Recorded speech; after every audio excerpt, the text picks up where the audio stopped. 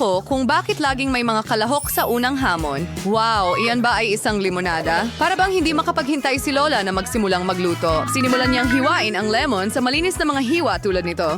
Ilalagay natin sila sa isang malaking baso. Ang konting asukal ko. Wow! Dahan-dahan lang, Graham. Ano bang ginawa ng mga lemon na ito sa'yo? Kalma lang, ayos lang. Magdagdag ng carbonated na tubig. Magaling! Ngayon nasa daan na tayo. Ilang yelo at mint. Ayos, Lola. Ngayon naman ang turn ng chef. Ngayon, ipapakita ko sa iyo kung paano gumawa ng tunay na lemonade.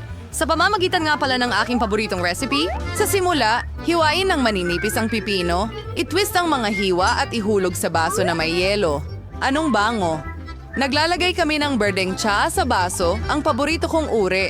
Ngayon, hihiwain naman natin ang lime. Kailangan natin ng hiwa para sa lemonade at isang hiwa para sa dekorasyon. Palamuti gamit ang pipino at mint. Ayun na. Wow, ang galing.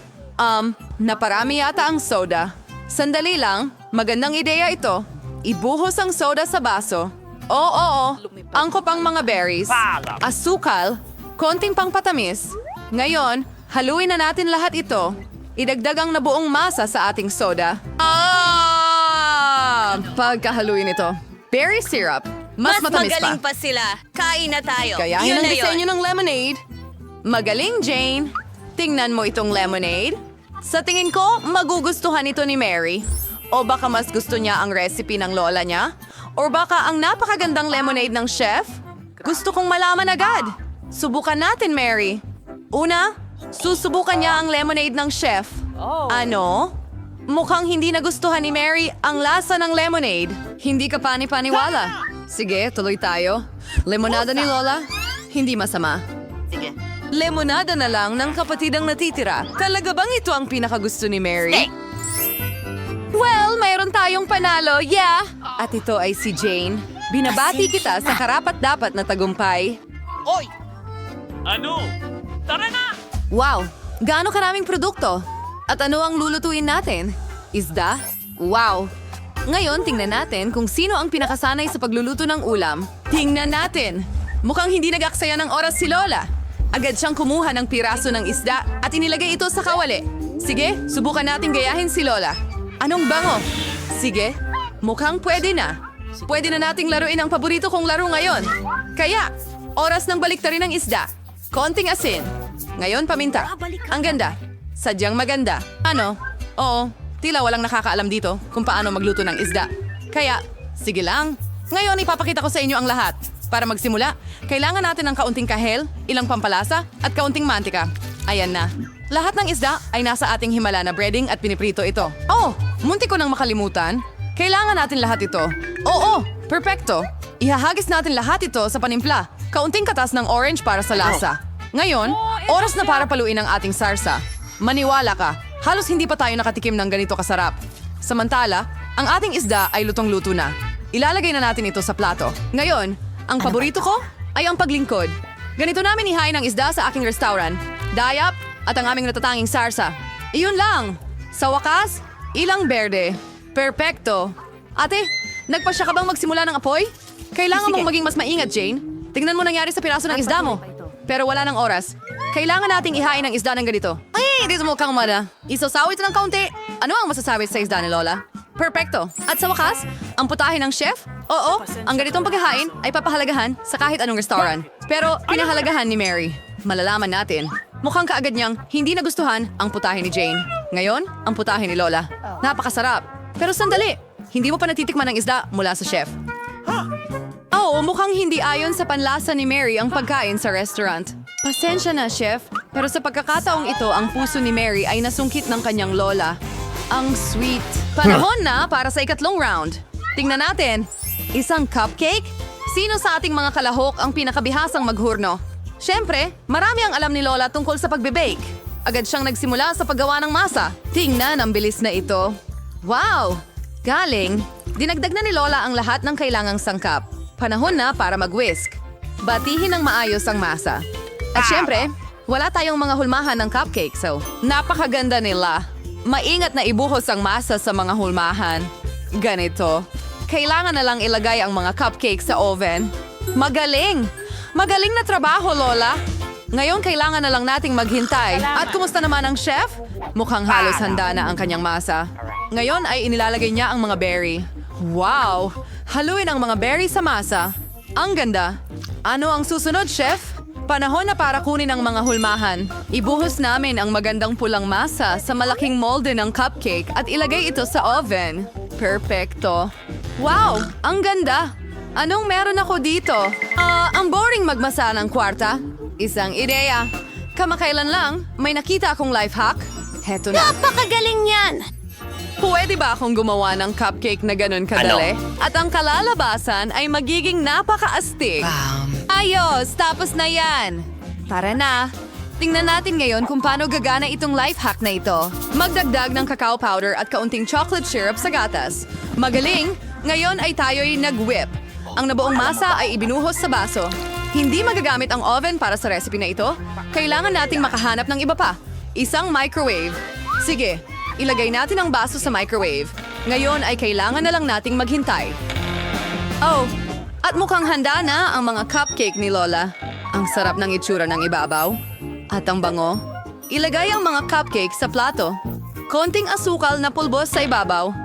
At sa tingin ko, handa na rin ang cupcake ng Kunin chef. ang merienda na ito mula At sa oven. syempre, wala tayong mga granite. handog mula sa chef. Ang daming whipped cream. Ano pa ang mas masarap kaysa sa kombinasyon ng berries at whipped cream?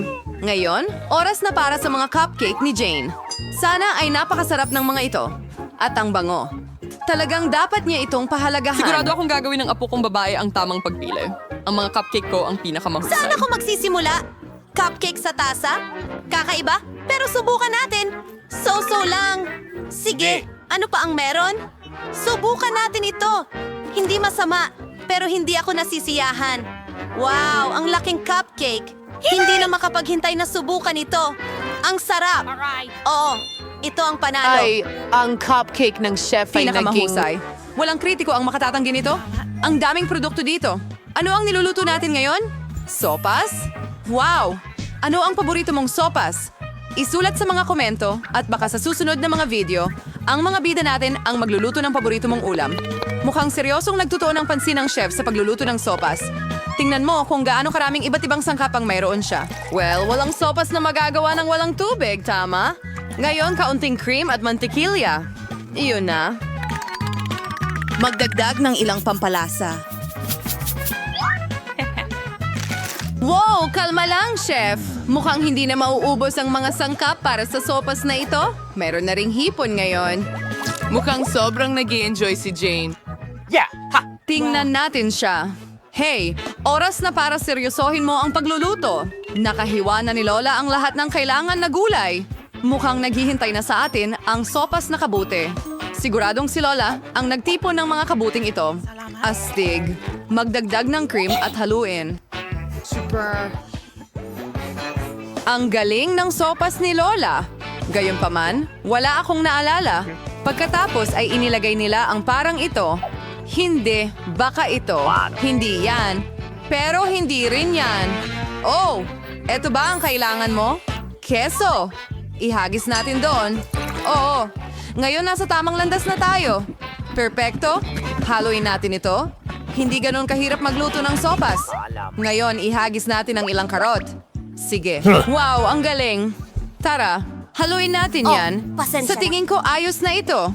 Ang sopas ay sakto lang. By the way, ang eksklusibong resipe ko ito. Ano sa tingin mo, Lola? Ano bang mga baguhan? Ang huling pihit na lang ang natitira. Aling sopas ang makakakuha ng puso ni Mary? Napakaganda ng kay Jane at mukhang kamangha-mangha ang sopas ng kabuti ni Grandma. Pero mukhang hindi rin naman pahuhuli ang eksklusibong sopas ng chef. Nasa sayo na, Mary. Simulan natin dito. Amoy kakaiba. Mga kabuti ba ito? Ayoko ng mga kabuti. Susunod na. Isang bagay na kawili-wili. Hindi. Hindi iyon. Ngayon, ang ikatlong sopas. Mukha itong gulo. Subukan natin. Wow! Ito ang pinakamagandang sopas na natikman ko. Oh, ito ang panalo. Wow, Jane, binabati kita. Isulat ang pangalan. Ingat ka, huwag kang magulo. Totoo, tama na. Gusto ko ng cocktail. Tara na. Isang cocktail? Madali lang, handa na ang lahat. Oh, huwag mo na lang akong abalahin. Alam ko ang maraming mga recipe at gagawa ako ng pinaka hindi pangkaraniwang cocktail, hindi lang basta cocktail. Una, gagawa ako ng masarap na lollipop. Para dito, kailangan ko ng ilang makukulay na syrup. Susunod, magdagdag ng mas maraming asukal sa kumukulong tubig, maghintay ng kaunti at pagkatapos ay idagdag ang nabuong solusyon sa mga syrup. Ngayon, ang swamp to sabaji. Kailangan natin kunin ang mga patpat. Igbit ang mga espesyal na sipit sa mga ito, isawsaw ang mga patpat sa nagresultang solusyon. Napakahalaga na ang mga patpat ay hindi dumikit sa ilalim ng baso. Ay, naku. Matutulog na lang ako. Siyempre. Pakinggan mo, Lolo, pakiabot naman ng strawberry. Oo naman. Walang problema, Chef Samantha. Heto ang mga strawberry mo. Salamat. Oo.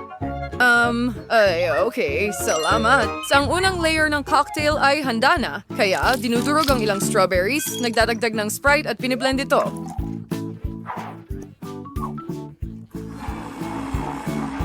Ang unang layer ng cocktail ay handa na. Ngayon, magpatuloy tayo. Kailangan ko ng tinadsad na mangga at yelo. Ibe-blend din natin ito ng maigi at ilalagay sa baso.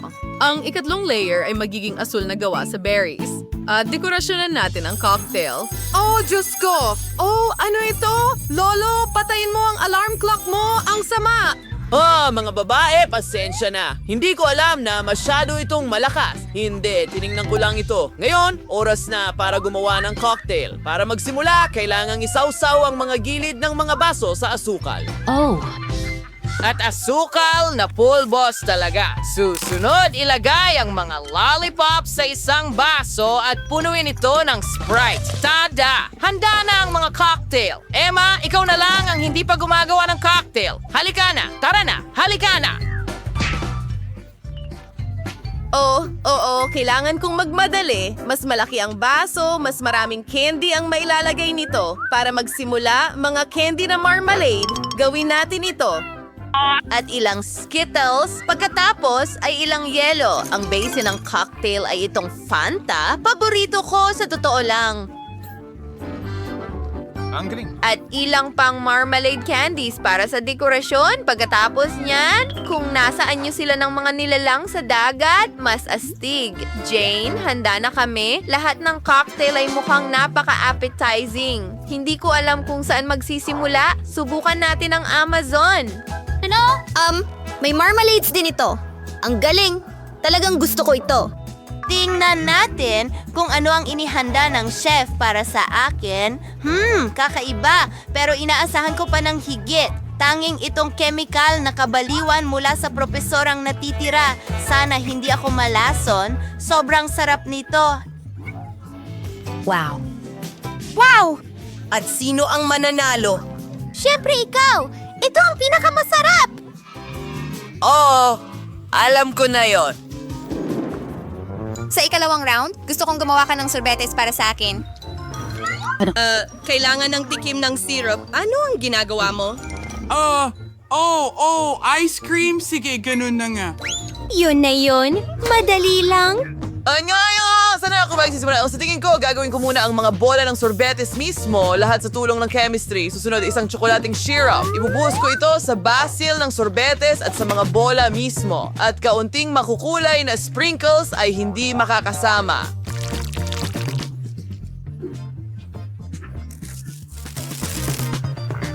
May kulang. Oh, Skittles! Oh, tiyak na Skittles. Hoy! Ano? Sige.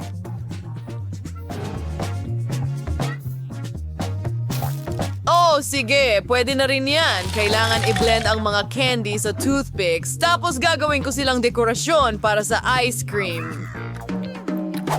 Ang sorbetes ay dapat ilagay sa freezer para tumigas ito agad. Pinupuno ko ang mga hulmahan ng candy at nagbubuhos ng kaunting soda at ilalagay sa freezer. Oh, sige. Chef, ano ang ginawa mo? Anan sa lalto lang, guys. Naikswara ka na ko siya pagtunaw ng puting tsokolate sa kaserola. Pagkatapos, kailangan nating maglagay ng mga pangkulay sa tsokolate at haluin itong mabuti. Susunod, kailangan mong isawsaw ang lobo sa tsokolate. Gawin natin ito ngayon. Sige. Pumutok ito at isawsaw sa tsokolate. Wow! Ano ang ginagawa niya? Saan ka pupunta? Ha, nakuha ko na. Kailangan ko lang ng lobo ko doon. Ihahain ko ang sorbetes sa ibabaw ng cake. Tingnan mo kung gaano ito kaganda. Emma, hindi ko na kailangan ng refrigerator. Yun na uli.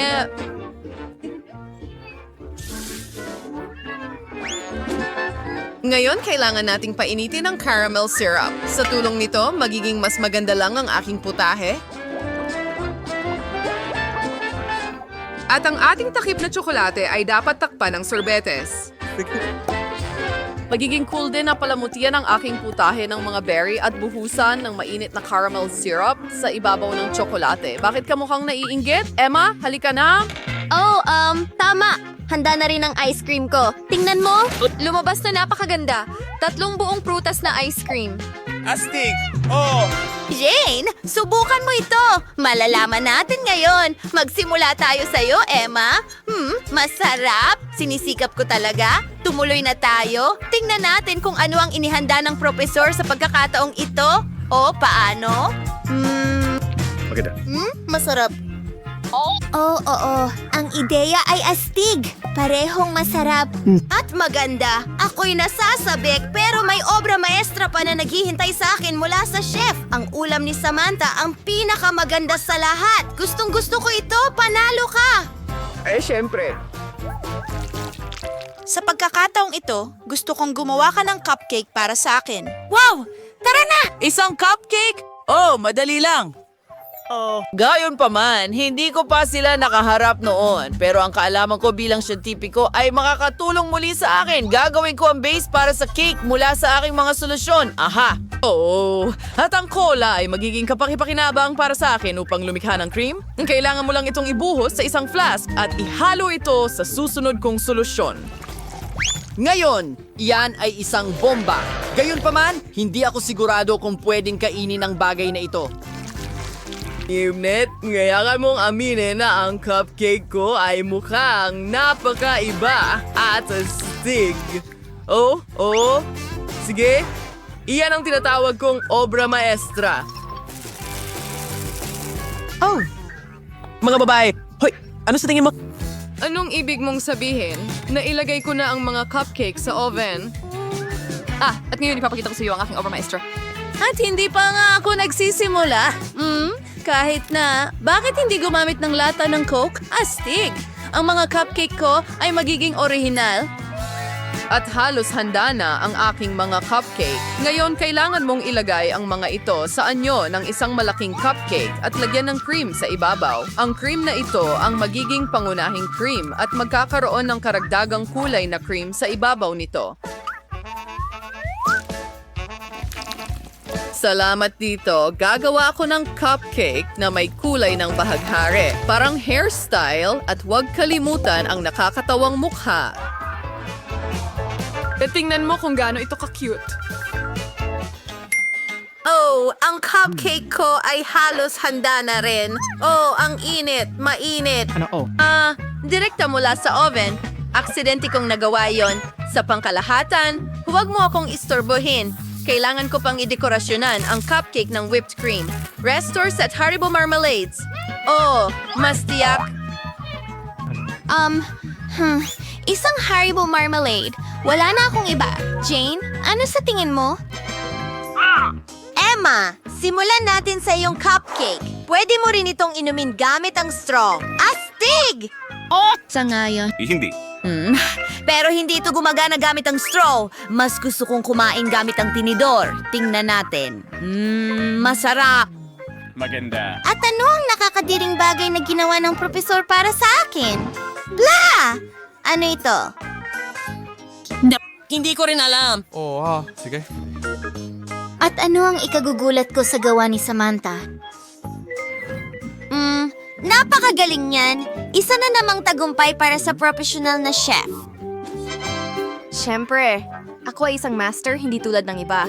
Wow, isang buong tangke ng isang bagay na napakalamig. Paano ko malalaman kung ano ang nasa loob? Hindi ko man lang magamit ang mga ngipin ko. Baka may lakas ako para basagin ang mga piraso ng yelo? Oh, kita mo? Ang lamig ay nagdadala lang ng problema. Hindi yan nakakatawa. Sige, tingnan natin. Oh, may mga pangit akong jelly beans. Hintayin Kadiri. Kaunting kasuklam-suklam. Kaya ang init ay lalo pang nagpahirap. Alam ko. Gagabigar fire y kuntay serengeri ha. Pagkatapos ay tiyak na mabubuksan ko ito o hindi. Sa tingin ko, nabigo ang plano. Ay, hindi! Baka nga po yung makapagligtas sa aking jelly beans at may balik ito, malalaman natin. Hindi. Hindi ito gumana. Oh, grabe! Ha! Ano pang hinihintay mo? Pwede mo lang inumin gamit ang straw? Napakagaling na ideya. Mary, ang talino mo. Dahil dyan, tutulungan kita. Gamit ang aking mga kapangyarihan, matutunaw ko agad ang bote mo. Oh, salamat. Sa wakas, may enjoy ko na ito. Oh, masarap ito. Ang galing. High five.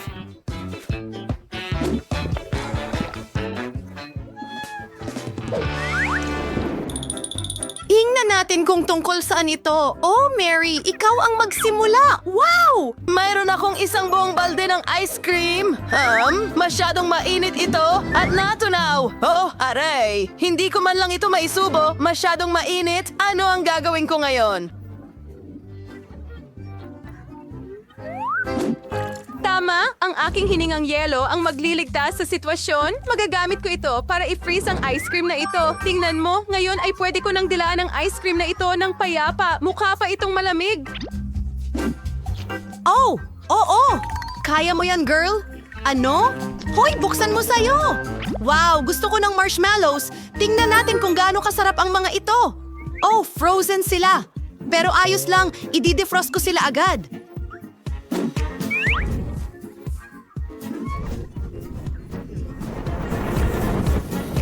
Ngayon, ibang usapan na yan. Masisiyahan ako. Ang sarap! Oo, ang galing. Sumasang-ayon ako.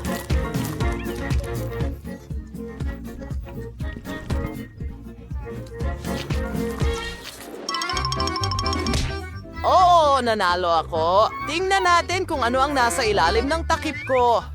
Ano ba yan? Mukhang dati itong lollipop pero natunaw na. Pero ayos lang, alam ko kung paano ito ayusin. Tada, ilang minuto lang at pwede nang ma-enjoy ang lollipop. Sarap, ganda.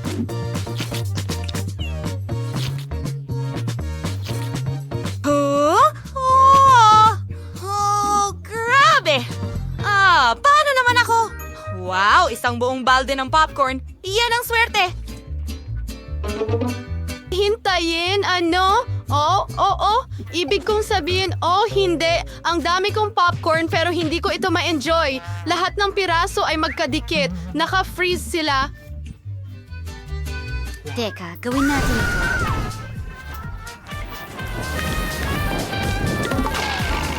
Oo. Ang ganda ng hininga. Ngayon ay basang-basa na sa tubig. Imposible ito.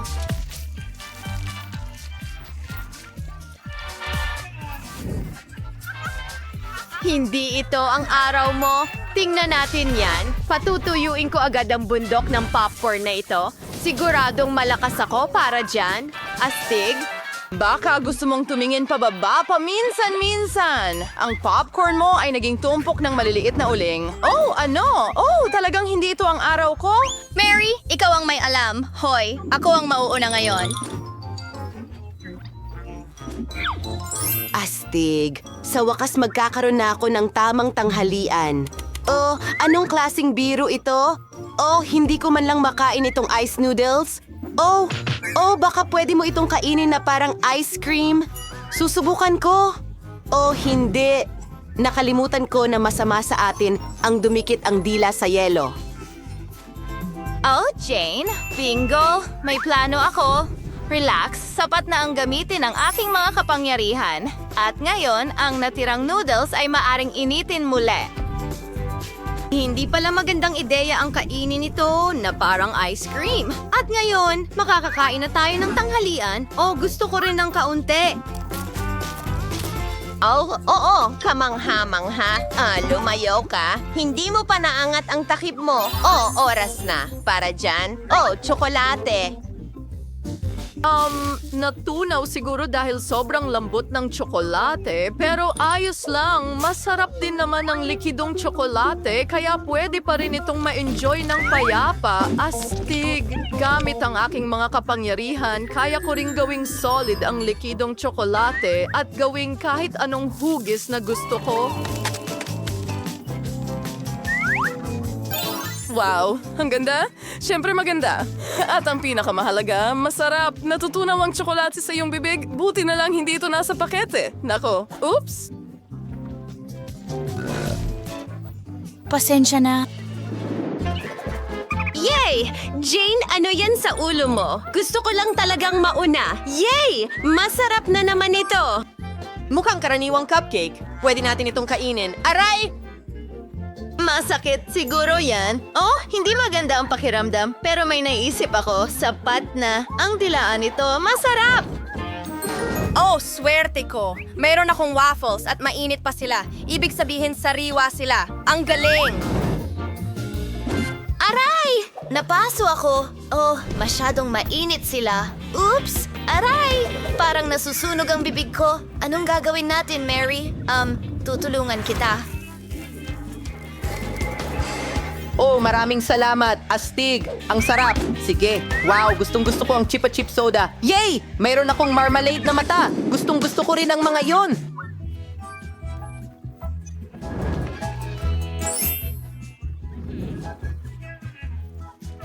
Pero ako ang mauuna. Kailangan ng inumin pagkatapos ng mabigat na tanghalian. Aray! Masyadong mainit yon. Kung nagmamadali ka, napapatawa mo ang mga tao. Pero kaya kong kainin ang aking marmalade na mata?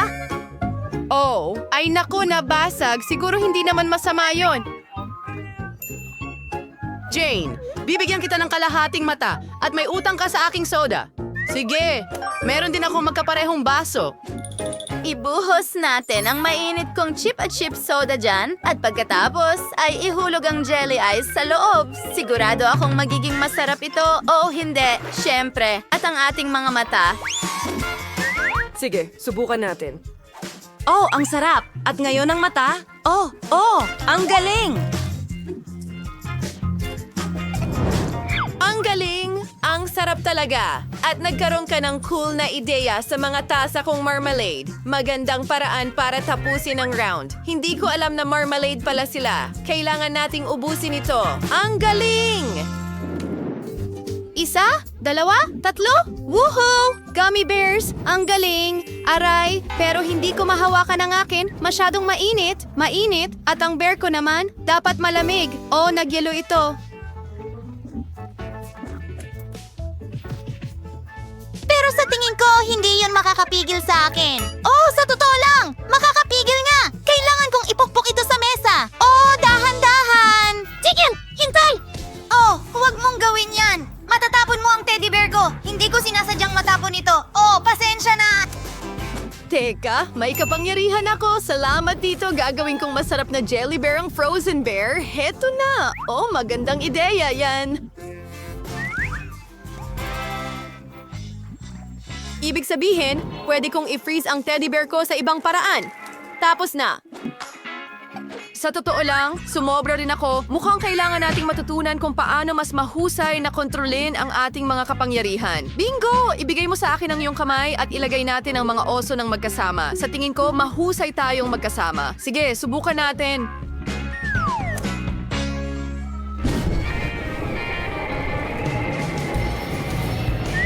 Tapos na. Ngayon, pwede na nating i-enjoy ito. Yeehaw! Hindi ko matatanggihan ang gummy bear. Oo, ang bilis niyan. Ano pa ang hinihintay ko? Panahon na para kainin ko rin ang gummy bear.